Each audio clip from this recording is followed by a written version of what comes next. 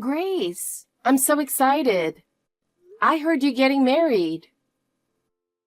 Yeah, I am. Huh?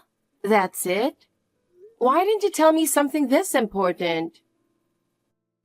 Oh no! Are you mad? I'm not mad, but if you decided to get married, I would have liked to know sooner. I told Mom and I thought that was enough. But I heard you told her a month after you got engaged. You're always so bad at keeping in touch, you know. And I would have preferred if you told me directly, not through Mom. We're sisters. Oops, sorry.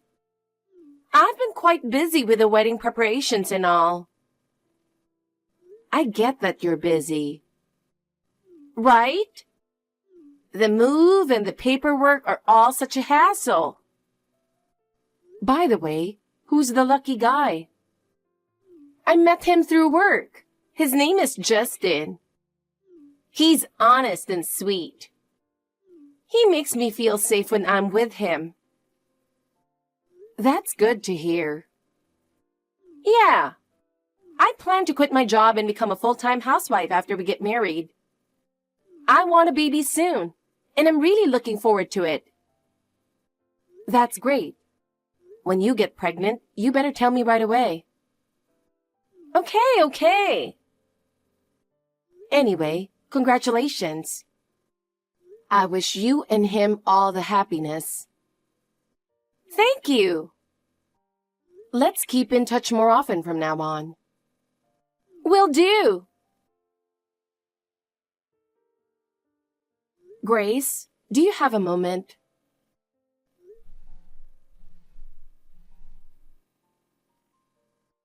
Hey, Grace, please answer me already. What's up, Max? Phew, finally you replied. Thank goodness. I was worried sick about you. You're exaggerating. I'm fine. You haven't contacted me at all since you got married. I was starting to wonder what I'd do if you never replied. Oh, is that right? Yeah. It's hard to meet in person because we live far from each other. But you could at least keep in touch. Mom and Dad miss you too. Oh, sorry. I've been pretty busy myself and didn't have much time. Come on. This is the first contact in 3 years. That's pretty bad, even for you. Yeah, I'm sorry. You don't come home and you skip all the family gatherings. Those things just felt like too much trouble. But Mom and Dad are worried about you. They have no idea how you've been since you got married. Have I freaked them out? I mean, they're concerned. You should call them sometimes. Mom's even worried about whether you're eating properly. Oh dear. But I'm managing things just fine, so don't worry. You know, I tried to reach out, but you never replied. My bad. But don't start lecturing me when we're finally in touch. So, you got something to tell me? That's why you're texting me, right? You still have that habit of changing the subject when things get uncomfortable, huh? All right, enough of that. If you don't get to the point, I'll stop replying. Fine. Do you know Rachel is getting married soon? She sent you an invitation but hasn't heard back from you. Oh, that? I think I saw it, but didn't think I could go, so I didn't reply. Why would you do that? If you can't attend, at least let her know. And don't forget how much she took care of us when we were kids. When Mom and Dad were away, she babysat us a lot. I don't remember much from back then. She's our relative, right? Do I really need to go to her wedding? Have you completely forgotten? She made us lunch every day during summer break. She took us places, played with us, and even helped with our homework. I vaguely remember that. And when Mom worked late, she would come over and read us stories or watch TV with us. Did she really? Yes, she did. She even took care of you when you had a fever. She was worried and stayed up all night nursing you. I guess that did happen. She looked after us a lot. If it weren't for her, our childhood would have been much harder. Hearing that, I'm starting to remember a bit more. That's why you should go to her wedding and celebrate. She even came to yours. She would love to see you. And you don't come home unless something like this happens. This is a good chance to visit Mom and Dad. I'm busy, so it's hard when you ask me suddenly. Busy with what? You're a housewife, right? And you don't have kids yet, do you? I'm sure you can manage to attend a wedding. Well, that's true, but I'm living with my mother-in-law right now, and it's not going well. I find it hard to leave the house. What about Justin? He's a nice guy, right? Can't he help you with your mother-in-law? He's on a business trip and isn't home, which makes it even harder for her. So, given the situation, attending a wedding feels impossible for me. I understand. I want you to meet my baby too. But if that's the case, I get it. Make sure you contact Rachel yourself, okay? Whoa! Wait, your baby? What are you talking about? Oh, are you curious? Of course! You have a baby now? Yes, she was born recently. She's absolutely adorable. Oh my God! What's her name? Her name is Shanna. She's still tiny and a handful, but watching her sucking milk is so soothing. Oliver is head over heels for her. She's the star of our home. She sounds so cute! Of course she is. I thought marrying Oliver was the happiest moment of my life. But now, seeing Shanna at the end of each day gives me so much joy. I've decided I'll attend the wedding after all. I'll reply to the invitation. Really? What changed your mind? What about your mother-in-law? I'm too excited to meet Shanna. And of course, I want to celebrate Rachel too. Saying it like that feels a bit insincere. But if you're coming, that's all that matters. She'll be happy too. Just to avoid any mix-ups, make sure to let her know I'm attending. Oh, and I have something on that day, so I'll be late. Tell her that as well. You're gonna be late? Can't you reschedule it? No, pretty much locked in. The wedding lasts until 9 p.m., right? I'll definitely be there by then, so don't worry. I guess it's better than not coming at all. All right, I'll let her and Mom know. Thanks! See you at the wedding! Make sure you show up, okay? No last-minute cancellations. I know!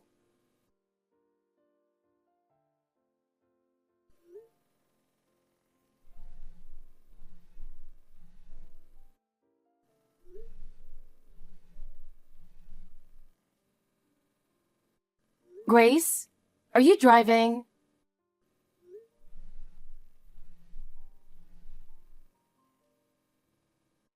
Something terrible has happened. Max? What's going on? Sorry to scare you suddenly. Where are you right now? You're not home yet, right? I'm at a gas station on my way home. What happened? A baby who was at the wedding has gone missing. Do you remember the little girl I was holding when you arrived? That girl is nowhere to be found. You were holding her before you left, right? Yeah, I remember. She was so cute. I held her for a bit. I even took a photo with her. Do you know who took her after that? When you didn't come back for a while, I took her out for some fresh air. Out? Where did you go? Just around the venue a bit. Then what? After a little walk, I went back to my car. Wait, why did you go back to your car? What do you think? Huh? She's asleep next to me right now. No, what are you thinking?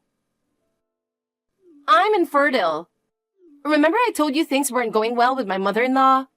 It's because of my infertility. I'm sorry to hear that. Yeah. My mother-in-law doesn't want a daughter-in-law who can't have kids. Our relationship has been terrible ever since. Mother-in-law from hell. Hold on. I understand that you're going through a tough time because of your infertility. But why would you take someone else's baby? Because while I'm suffering, you're so happy. Bragging about yours. If you're that happy, why not share some of that happiness with me? So I took her. Wait, I don't have a baby. What? You were bragging so much. What are you saying now? Stop joking. It's not a joke. When I said my baby, I meant my cat. A cat? I recently adopted a kitten from a friend. Her name is Sienna. But you didn't deny having a baby when I asked. And at the wedding, you were holding this girl the whole time. Sienna is like a child to me, no doubt. And I was just looking after the girl at the wedding for a bit. So whose baby is this? Rachel's. But she just got married today. It's a shotgun wedding. They've been living together for a long time and got married after they found out they were having a baby. They decided to have the wedding after she gave birth. Since she couldn't take care of the girl in her wedding dress, I helped out. So, she isn't yours? Exactly. As I said, I don't have a child yet, though I'd like to in the future. Oh no! What do I do? I thought she was yours. Am I going to get arrested?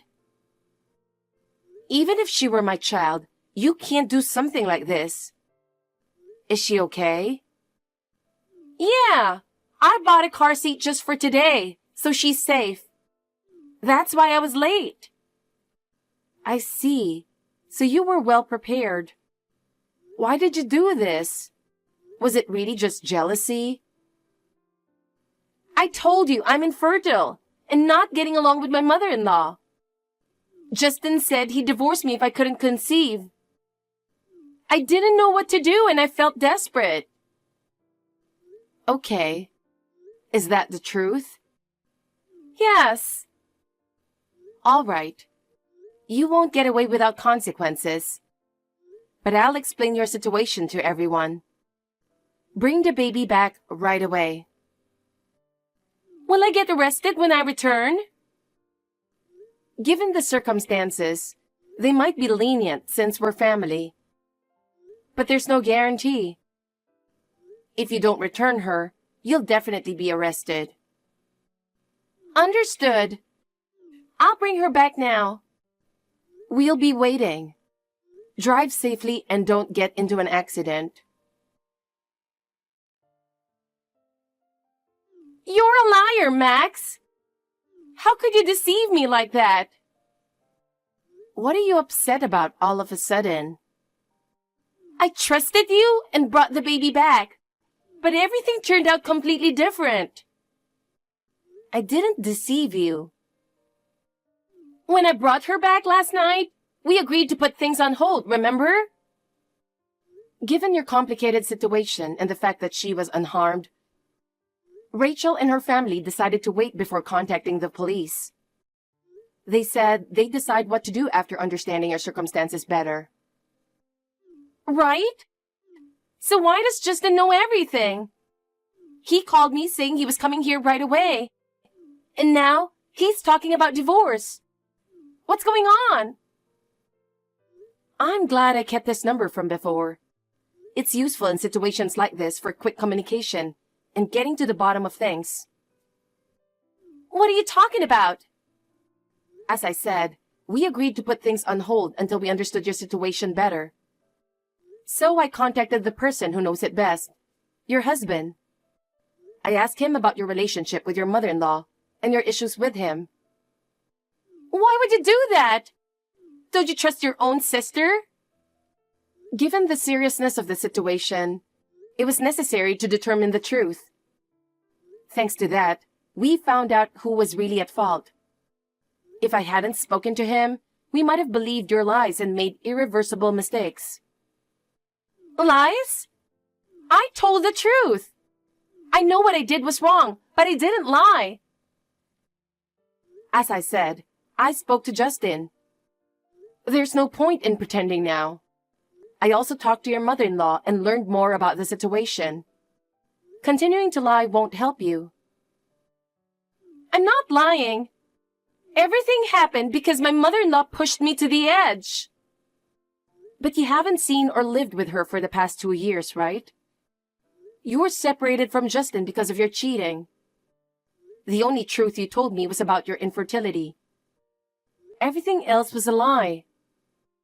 Why would you believe others over your own sister? That's so unfair. I saw proof of your separation and evidence of your affair. Infertile, so no pregnancy means I can cheat, right? I even saw your messages with your boyfriend. With all this evidence, how can you say it's unfair? Silence now that things are going south? Didn't I tell you to work on that childish behavior?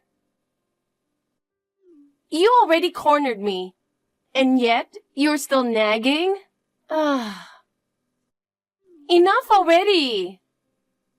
Do you realize the situation you're in? I thought you were going to make more excuses. What's the point? Everything's already out in the open, right? No use pretending now. If that baby had been yours, at least I would have felt better. What do you mean? Didn't Justin tell you? I got dumped by my boyfriend too.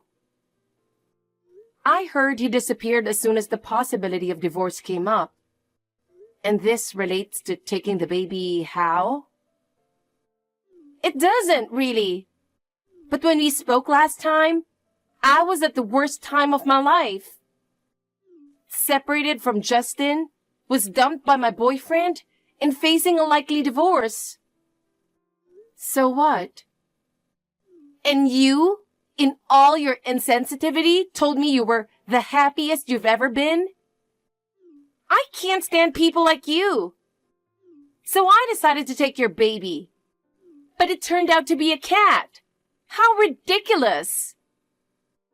Ridiculous? That's my line. Are you trying to pick a fight? So what if you're unhappy? That doesn't justify ruining someone else's happiness. Blaming others and lying doesn't solve anything. Someone who behaves like that can never be truly happy. More lecturing? Yeah, my bad. Happy now? I'm not interested in your righteous speeches. That kind of attitude is why you're in this mess. Infertile or not, cheating is a betrayal. What you did last night is a crime. On top of that, you lied to me and Rachel. I don't even want to consider you my sister anymore. Let's cut ties then. We haven't been close anyway, so fine by me. Are we done now? Justin's talking about divorce, so I've got more pressing matters. You really have no intention of reflecting on your actions, do you? That's disappointing. Oh, spare me. Think whatever you want. We're not family anymore, so it's not my problem. What the heck? What are they doing here? There's a police car outside my house. Oh, they arrived sooner than I expected. Did you call them? Yes, I did. Is this a joke? For someone who doesn't reflect, this is the best course of action. I can't believe you actually reported me. I'm your sister. We're not family anymore, so it doesn't concern me. You're awful. What am I supposed to do? Are they going to take me in? I returned the baby. Why should I be arrested? You didn't reflect on your actions, envied others' happiness, and tried to ruin it for selfish reasons. This outcome suits someone like that, don't you think? Besides, I can't stand someone who stoops so low. God darn it! What do I do? I can hear them banging on the door. You should answer it. No way! I need to run. It's pointless. You need to stay calm and tell the truth. Come help me right now.